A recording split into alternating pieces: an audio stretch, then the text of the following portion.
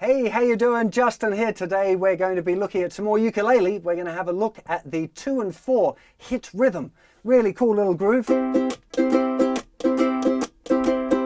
Now the cool thing with the ukulele is it is its own kind of whole orchestra. You're not usually playing a ukulele as part of a band, although it's definitely very possible. Much more common is for people to be playing on their own. So if you've been working a little bit on your strumming and you're confident with your down and up strumming and that you're staying in time, this is a really, really cool little trick to get under your fingers. Basically, a drummer, when they're playing, plays the kick drum, the big fat drum, on beats 1 and 3, and they play the snare drum, which is the really loud one, on beats 2 and 4. Excuse my terrible beatboxing, but it kind of like doof, ka, doof, doof, ka, doof, doof, ka. And it's this ka sound that is called the backbeat. Happens on beats 2 and 4. Okay?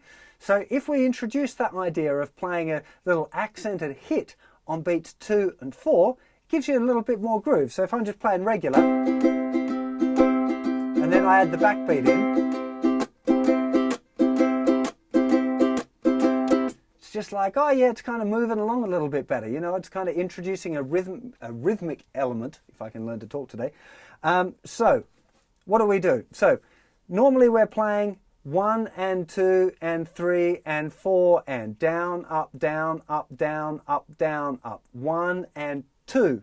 And on that beat 2, what we're going to do is mute a little bit with the palm of our hand on the strings and give it a little strum.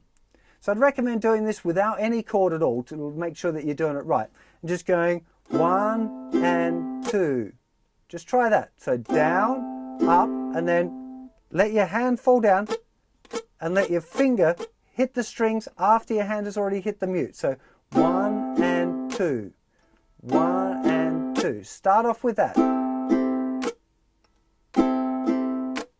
Then try and get 1 and 2 and 3 and 4 and 1 and 2 and 3 and 4 and. Now the reason for not using a chord is that it's very tempting to kind of use your fingers to mute the strings, which is another way of doing it. It's just not as good. Okay, so not holding a chord down. See if you can get that little muted hit. It will take some practice. It's not something that you're likely to go, oh yeah, I can do it perfect straight away. Or maybe you can, which would be great. But what you want to work on is getting that hand to kind of sit down on the string and you're strumming just behind it. I think this is almost certainly going to be called for a close-up. So let's just look at this muted hit again. So we've got the palm of the hand that's going to touch the strings and then you're going to strum in front of it. So it's already muted. If it wasn't there,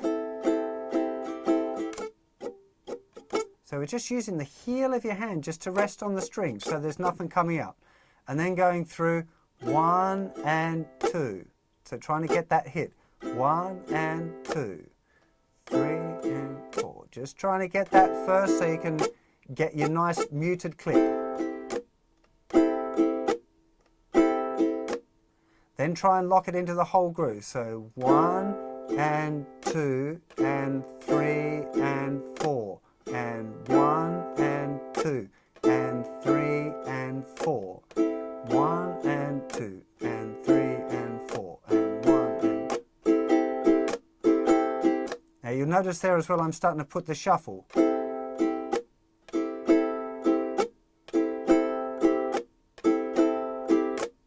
Okay, so it's not just straight. Straight would be.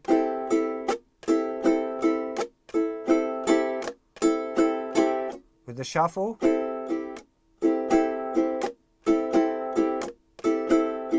Both of those are pretty useful, but that little kind of shuffle with the mute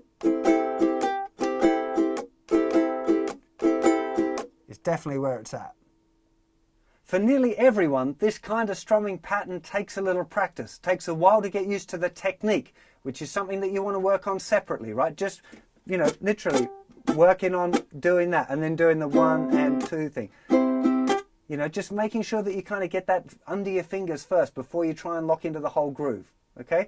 Really big deal. Just learning things one step at a time, and definitely don't be trying to change chords while you're learning this. Okay? Either do it with no chords at all, or just pick a simple chord like C or G or whatever chord you feel really comfy with, and just stay on that one chord while you get the rhythm.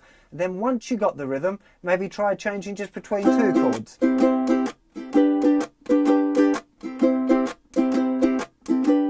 And if you've got 2 or 3 chords and you can start to mix them up, you'll find that it's properly under your fingers and you can apply it to any tune you want. So have a bit of fun with that 2 and 4 hit strumming. I'll see you for plenty more lessons on ukulele guitar and maybe something else sometime in the future too. Take care of yourselves. Bye-bye.